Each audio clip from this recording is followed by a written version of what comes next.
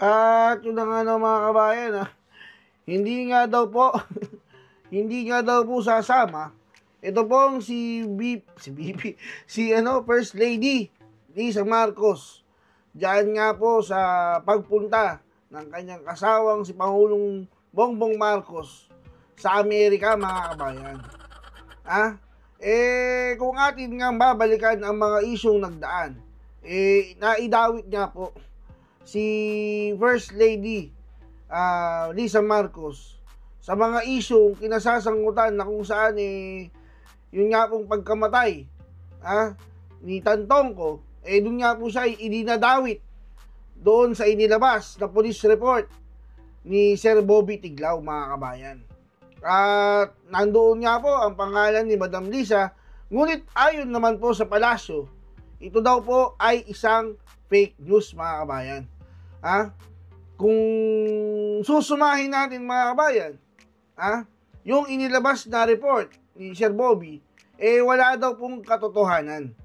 Pero bakit po hindi sasama si Madam Lisa Marcos sa kanyang asawa, gayong lagi naman po siyang sumasama sa mga business trip o mga lakad pang ibang bansa ng kanyang kasawang si Pangulong Bongbong Marcos? Dahil ayon nga po sa ulat, ito daw po yung kauna-unahang pag-alis ni Pangulong Bongbong Marcos na hindi kasama si Madam Lisa. Lalo pat ito nga ay papuntang Amerika. Hindi tuloy mawaglit sa isipan ng mga netizen ang pagdududa na baka ito ay may kinalaman doon nga sa issue na pagkakadawit niya sa pagkamatay ni Tantongco. O ito, mga kabayan, panuorin po natin yung ulat patungkol po dyan. Galing po sa Net25. Hindi na muna sasamahan ni First Lady Liza Araneta Marcos si Pangulong Bongbong Marcos sa pagbiyahe nito sa Estados Unidos ngayong buwan. Ito po ay ayon kay PCO Undersecretary Attorney Claire Castro at wala naman pong binigay na dahilan kung bakit hindi sasamahan ng unang ginang ang Pangulo. Di ba, mga kabayan, ayon po kay Yusik Claire, ay hindi po sasama ang asawa ni Pangulong Bongbong Marcos na si First Lady Lisa Marcos doon sa kanyang trip papuntang Amerika. Ito po ay unang beses, mga kabayan, na hindi po sasama si Madam Lisa.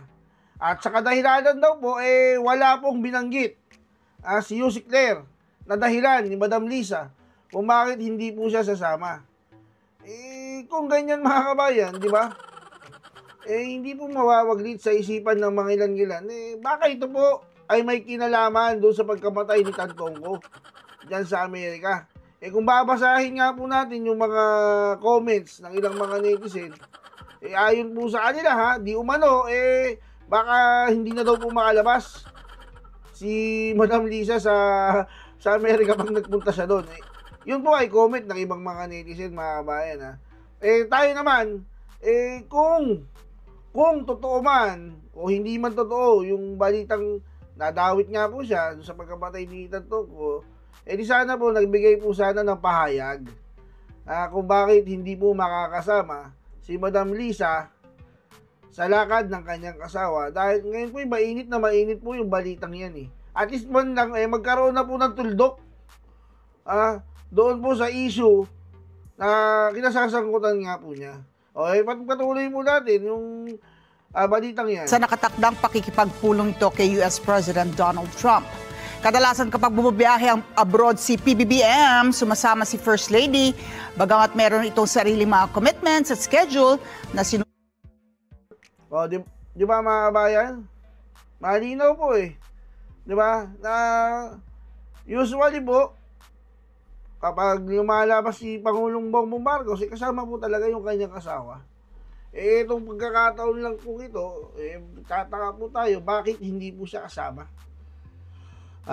Umiiwas po siya po ba? Hindi po natin alam. Kasi mahirap naman po magbigay ng spekulasyon, di ba? Mahirap naman po. Maghahantay na lang po tayo ng mga balita patungkol po dyan, ito po, pagkatuloy po natin. Sa ibang bansa. Si PBBM ay nakatakdang pumunta sa Washington DC sa susunod na linggo at ang kauna-unahan pong head of state mula sa ASEAN nations na inibita ni Trump sa White House sa ikalawang termino nito. Oh, di ba mga bayan? Kauna-unahan pa. Di ba? Dapat proud ka di ba? Dapat proud ka na sa buong ASEAN, buong ASEAN, ikaw yung inuna ni Trump. Bakit kaya, mga kabayan? Bakit kaya uunahin ni Trump ang Pilipinas? Dahil ba sa kinasasangkutan ni Madam Lisa? Hindi po natin alam, mga kabayan. Hindi po natin alam. At tayo po ay magpapatuloy sa ating video. Nations na inibita ni Trump sa White House sa ikalawang termino nito.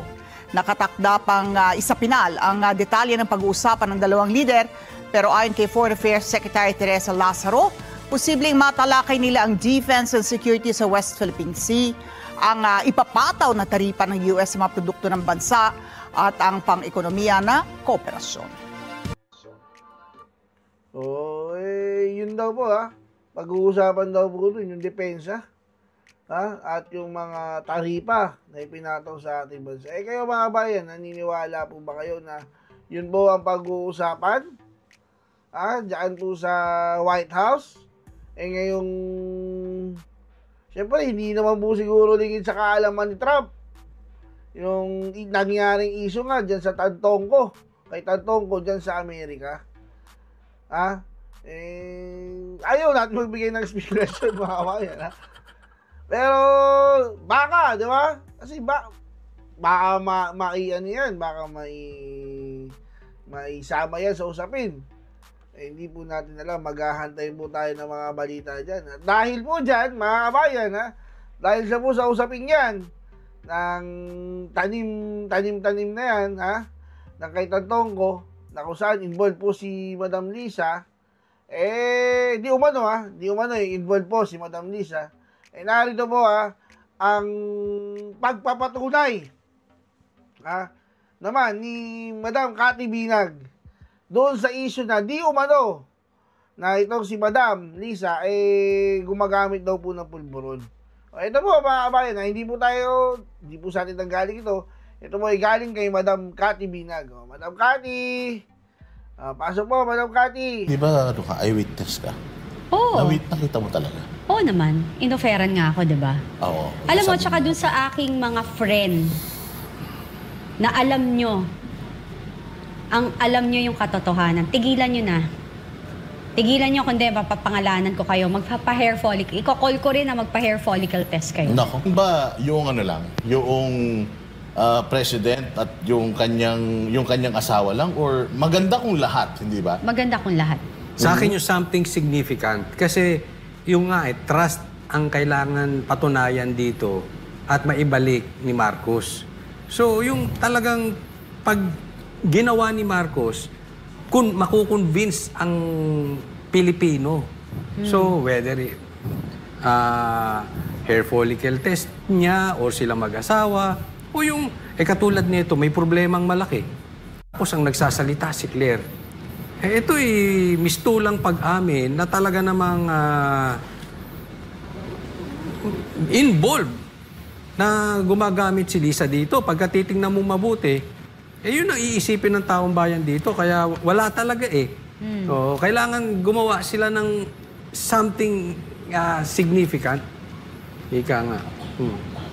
Oh. Pero may panawagan si si Cathy. Anong panawagan ni Cathy?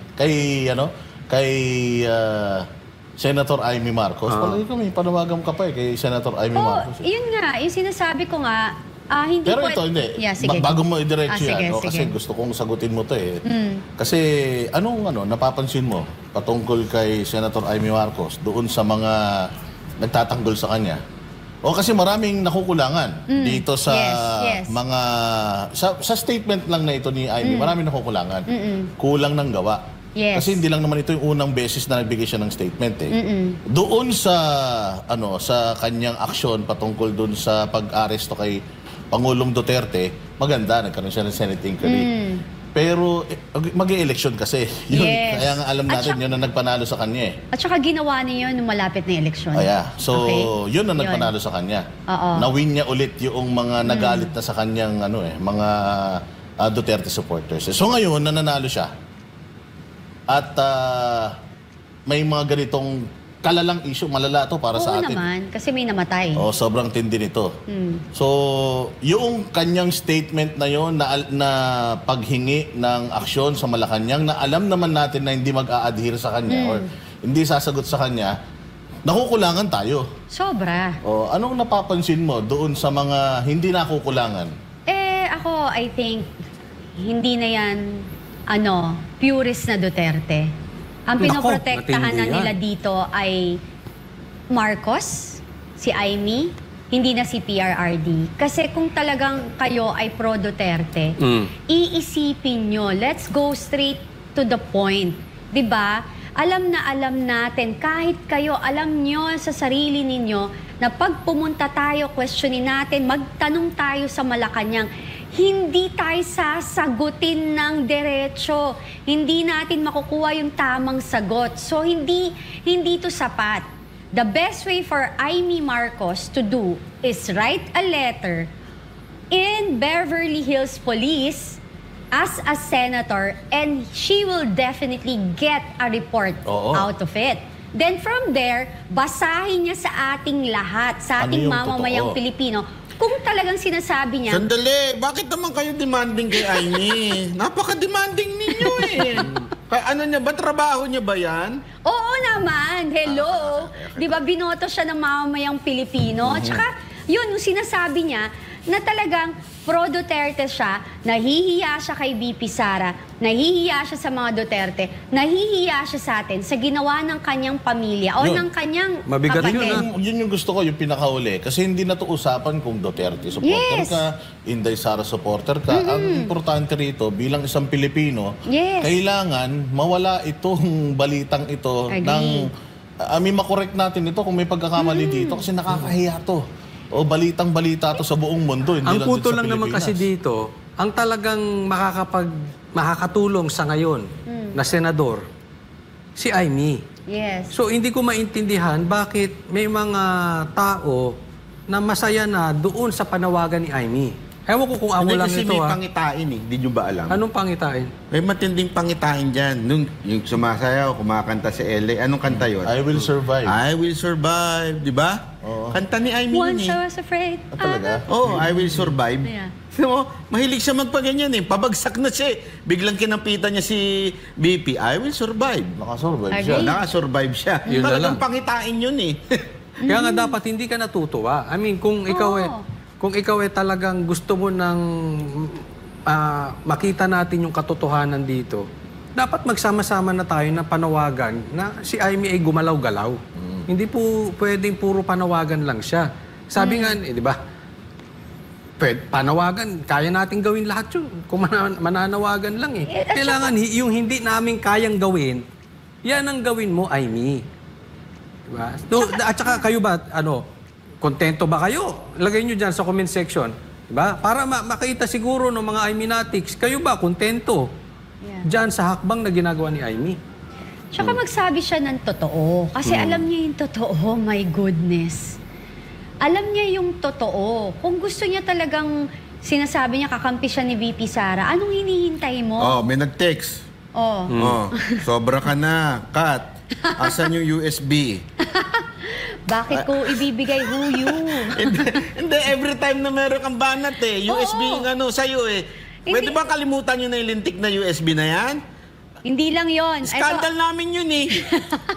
Ba't di ba gustong tingnan yung scandal namin dalawa ni Kat? Hindi lang ho yun. Hindi nyo ba nahalata before lumabas yung issue sa USA, binanata ng aking USB. So, may USB ba talaga? Of course. Oh, so meron. Meron. Meron Pero naman ano pala. ako, tanga ba ako na because pine-pressure nyo akong lumabas, ilabas yung aking USB? Tsaka tinatago nga namin yun eh. pero- Ba't gusto nyo makita yung namin?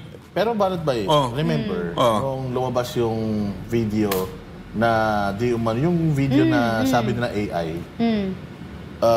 sinabi na natin na regardless may video o wala, may USB o wala, tignan nyo yung kilos nila eh. Yeah. Yun yung pagniwingi Hindi kasi nila. para in fairness, para alam mo, hindi kami naniniwala sa kahit na ano yung mga video. Kung ano man Yung yun, meron ano man nyo? yan o wala. Hindi kami ano doon. Sa amin kasi, naniwala na kami 2022, PRRD sinabi ni PRRD. Yun na Personal nga. itong sinasabi sa amin. So, bakit pa kami maghahanap ng kung ano-ano? Hindi Sinabi kasi na nga, sa amin personal. Nabudol sila. Hindi sila naniwala kay PRRD. Kaya kailangan pa nila ng proof. Yung mga hindi nabudol kasi, yan, naniwala agad yan kay PRRD. Tsaka Hindi ko ilang naman beses sinabi maintindihan. ni, di ba, ni PRRD, na ilang beses lumapit sa akin yan, ayoko yan kasi bangag yan. Exactly. Si PRRD na nagsabi, hindi kami Tapos, hanap kayo ng hanap ng kung ano-ano. Hindi, kalokohan nga to. Kasi, una, iisa yung pinaglalaban natin, pero ang nahalata ko, dahil sila ay may pinapanigan na. Hindi na Sino silang ba yan? purist Sino na ba yan? Duterte. Sino ba Kilala yan? nila yung mga sarili nila. Ano hindi Is- purist? Kung, alimbawa, ako ba, punta ako ng punta sa Davao, hindi ako purist na Duterte? Hindi. Lagi ako sa Davao. May Hindi. mga dilawan din pupunta ng Oo, Davao. naman. Maraming mapagpanggap. Oo. Nagpunta ako ng Hague. Hindi rin. Hindi rin kasi yan Marami yun. rin ang pupunta. Nakita mo nga nakaraan, yung Walden Bello, ang gulo pa ron. Di ba? Di ba? So, Okay. Alam mo, Si Barley ka, nandun din. Oo. Ay, sorry naman. Hindi. Kaibigan Alam mo, ito pa pala. Ito kami, okay, sabi ko nga sa inyo, mahahalata nyo kung sino talaga yung... Ito kasi yan eh. Makakaliwa ang mga kanilang style. Divide and conquer. Hindi nyo ba nahilata? Hindi nyo ba nahahalata ho? Na yung mga yan, na nandyan, nagpapanggap ng mga Duterte, na pro-Duterte, pero ang sinasabi ko palagi, so, yung bang sinabi ni PRRD na durugista sila, hindi pa ba sapat sa inyo yan?